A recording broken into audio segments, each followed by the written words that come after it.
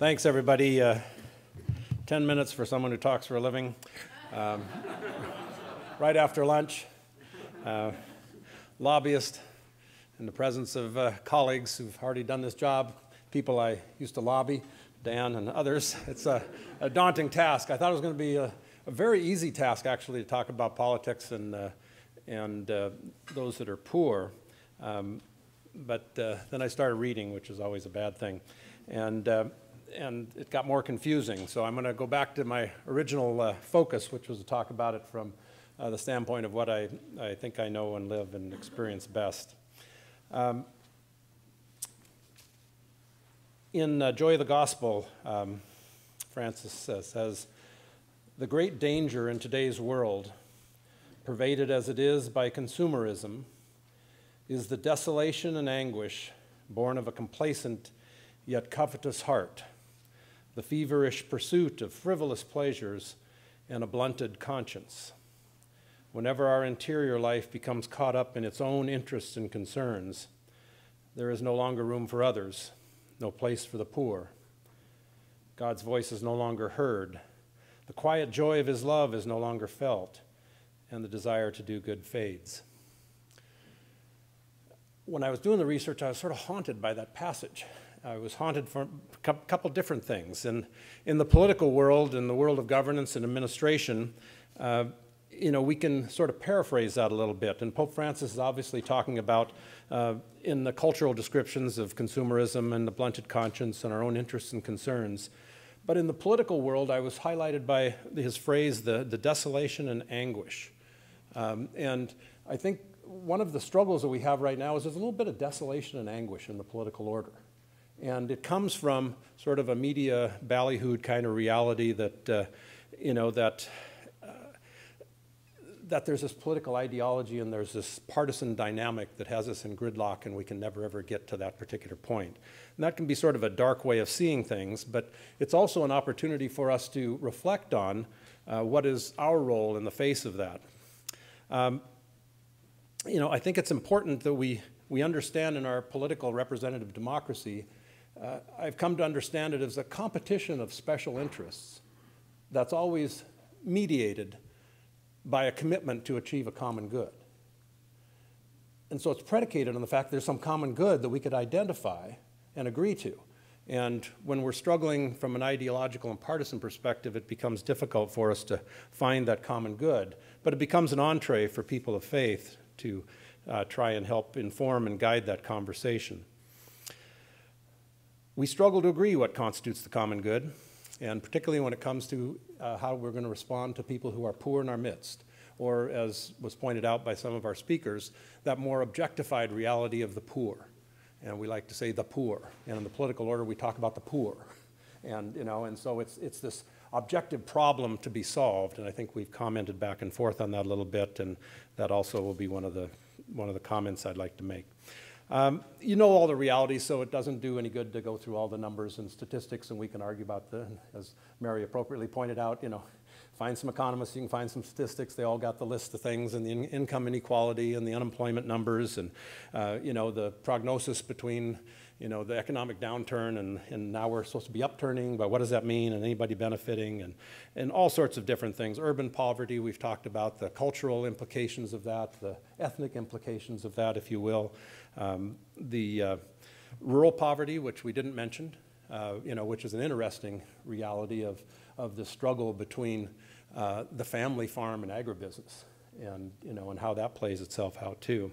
But the implications of that, crime, prisons, I've said in talks before, I mean, it's not common knowledge, but in the state of California, the Department of Corrections uses the number of children in the public school in the 4th grade to determine how many people are going to be in prison. It's one of the calculations, because there's a correlation between, people who grow up in poverty, people who grow up in an impoverished reality of the educational experience that's here, as to how they're going to participate in the larger society. When it comes to poverty in the political order, as we've noted, we end up with a lot of different policies driven by the goodwill of people. And I would say that the vast majority of politicians that I meet and deal with from both parties, they have goodwill, good intentions. They want to solve this. They want to address it. They want to figure out a way to make the reality in their communities in particular. Not necessarily so much in the lives of individual poor people, because most of them have no particular interaction with people who are poor. A few do, but not most of them. But they want to make it better for the sense of their community and those who are struggling in the community, and that cuts across, I think, party lines. But we run into some differing views on the nature and the purpose of poverty that we've talked about here a little bit. What's the nature and the cause of that poverty in that particular community and the lives of those folks? What's the role of government? Somewhere between patronizing, inefficient, and dependence creating, and the ultimate solution to everything. Well, we have a different Catholic understanding of that role of the government and how it moves and how it moves forward. We're supposed to evangelize the culture in our words and actions, and so I'd suggest that there are 5 things that we could take a look at. One is what we've been talking about, the prophetic witness. I think it starts right there, and whether we're talking about, from Lawrence the Deacon, or we're talking about St. Vincent de Paul, or we're talking about our Catholic healthcare, we're talking about Caritas International, Catholic Charities, the Legion of Mary that go visit people. I mean, we put our faith in action in relationship and being present in the lives of those people who are poor and struggling. And we don't tell that story. We don't tell that story. We do not tell that story as effectively as we could and should. And so it hampers us in the political order. We get branded as, oh, these do-gooders over here or whatever, along the way. Secondly, we offer to the process as the church wisdom that comes from our rational principles, Catholic social teaching. And whether you're talking going back to Leo XIII all the way through to currently Francis, we've got that wisdom of that Catholic social teaching. And we know the elements of that, the dignity of the human person we've talked about, and the rights and responsibilities that flow from that. And our passionate interest, because that's what the Lord wants us to do, is walk with the Anawim, with those who are poor and most in need. And that's a preferential option that should always guide our lives as disciples. And our commitment to the common good that I've mentioned, and our stewardship of resources. All of those require some kind, and well, let me also add to that, the current, and we were just in a conversation with the governor about 2 weeks ago with a number of the bishops and the governor. And darned if it didn't come up, solidarity and subsidiarity.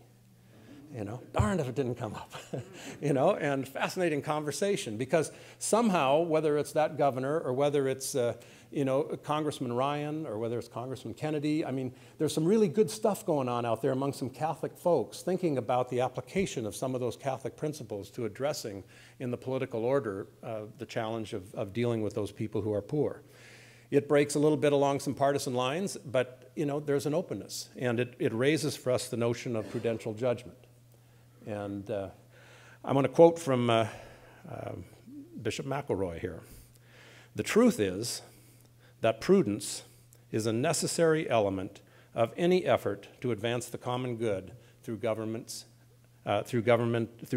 action, moving from even the clearest moral principle to specific legislation or administrative action involves questions of strategy, prioritization, and practicality.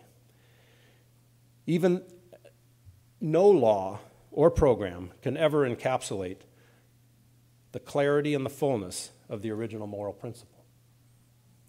So prudential judgment becomes the tool with which, we invite certainly our Catholic politicians and ourselves as we try and influence that process, and our colleagues and brothers and sisters to apply as we try and address those that are poor. The third thing I think we can offer as the church is to be a practical and effective partner. And that comes in a couple different ways. One is to be a partner in the funding. And that's our Catholic Charities and many of our Catholic agencies that partner with the government in providing direct services to people in need. And we partner with them. And we go hand in hand. And we get criticized from the right and the left, inside and outside the church. We're compromising our identity, or we're not compromising our identity, or you know the battle. I'm not going to get involved there, but we don't have a choice. because our job is to be engaged with the lives of the poor. And if we can maximize our potential by being partners with the government in responsible ways to deliver those programs, we have to exercise that prudential judgment and find a way to do it. But also, we need the government to empower local communities through that subsidiarity notion that I mentioned before. And we're running into lots of problems with that right now. From our friends that would like us to partner with them, you know, we get all sorts of conditions about that partnering. That if you're not going to do it the way we want to politically correct do it, then we don't want you to do it.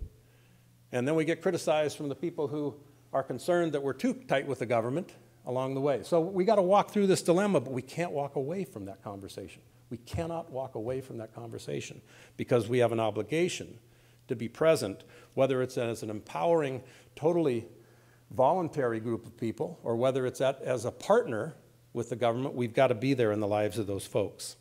We can and we must continue to persevere on that issue, and that implicates the religious liberty things we can talk about and around. Number 4, we got to do a better job of forming and empowering our disciples in political life. You know, we've got to do a better job of that. You know, I can't tell you the number of elected officials, present company accepted, you know, who they don't got a clue what we're talking about. And they're Catholic, and they go to church every Sunday. And they don't know what we're talking about. You know, they got in their hearts the fact they want to do the right thing, but they don't know how to move in that direction as a disciple of the Lord. And so there's a whole challenge that we've got to address there, both in the pastoring and in the formation of disciples. Interesting quote from Francis again.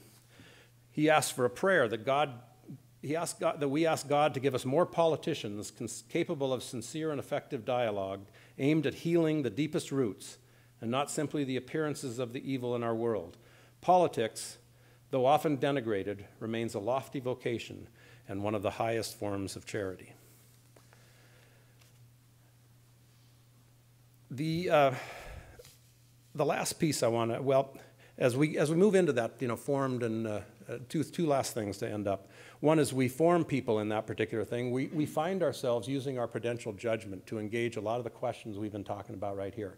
Minimum wage, living wage, however we want to call it, it's here. It has a political dimension to it. It has an economic dimension to it. But there's also a faith dimension to it that we've got to try and understand and move forward on. And we're struggling with that. There's, you know, how do we create jobs? We've been talking about that, EITC, childcare. You know, where are we on childcare? You know, almost given as the biblical, you know, command in the political order nowadays is you have to be funding childcare. But how do we do that and be consistent with our concern that the family be held intact and be able to move forward? Challenging things for us to work forward. We just talked about housing and shelter, you know, food. What are we doing on food security in this country? And we don't nearly have near the problem that they have worldwide, but, you know, food security. And I think the other two little issue areas around this helping form the disciples in the political order are around remessaging two of our key components. One is family. We've just been through the bruising battles and still going through them in many states about redefinition of marriage or whatever, and that's an important area for us to engage and something where we have wisdom to offer. But we also have this moment to remessage a lot of our concerns about those who are poor as concerns about family, economic, and social stability. And that was touched on by one of the speakers earlier too, that, you know, we're talking numbers that would just, when you look at it, you just sort of stop and think of the number of fatherless children. You know, the number of single mothers raising children in this society, the number of people who intentionally, in the policies we put in place to intentionally create those realities. We've got to deal with those by trying to help our Democratic friends understand the implications of that in terms of the poverty and the prison implications that are going on there. And we got to help our Republican folks understand, yes, we're with you on the family values, but we got to get across the aisle on this thing. We got to find some way to assess all of our policies and figure out ways that stabilize that family unit, because that's where a lot of poverty starts. A lot of poverty starts there. The other piece that we're trying to work on right now is education. And this is our wheelhouse. You know, and we've got to start messaging education is justice. You cannot probably get out of poverty in America if you can't think, if you can't access education, you know, and you can't access jobs. And we're the unique voice that can speak for all the children. 90% of our children are in public schools, 10% of them in private schools. We're proud of that. But we can speak a voice for all the children about the fact that education is justice and challenge the current structures that are in place that are turning out, and sorry for those of you who are public school teachers, an inferior product. An inferior product. And creating, you know, why would the state of California choose all the fourth graders and figure out the percentage of those people going to be in prison? Because they know. And we got a job to tell them what they should know. Lastly, I think one of our contributions to, as in the political order, is to bring the face of poverty very real. And we can do that because we're walking the journey. It's a challenge for each of us personally, and as the Cardinal started off, I mean, I don't know about you, but I was challenged, trying to think, so who do I know in my life who's poor? You know, and how do I bring their story and their reality into the work that I do? And I think that's a challenge for each of us in the political order. But we bring the face. We bring the face from Scripture of Lazarus. We bring the face from the rich tradition of literature with Jean Valjean, you know. I mean, we bring the faces of poverty through the ages that we need to bring to the fore right now. And I think that's one of the beauties that Pope Francis is bringing to the table for us right now, is with his visits to Lampedusa, with his kneeling before a Muslim young woman, you know, with his beautiful question to us in one of his statements when he said, you know, how come there's no publicity about the death of that elderly homeless man, but it goes wild when the stock market drops 2 points, you know? And stark juxtaposition, but it's meant to bring a face, you know, home to us for us to look at.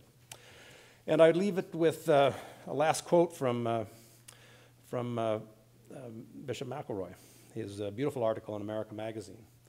If the Catholic Church is truly to be a church for and with the poor in the United States, it must elevate the issue of poverty to the very top of its political agenda. And I would suggest that from my end, that's true in the political agenda, and I'd suggest from each one of us, it's true of each of our agendas. And for us personally, it's true for each one of us. Thank you.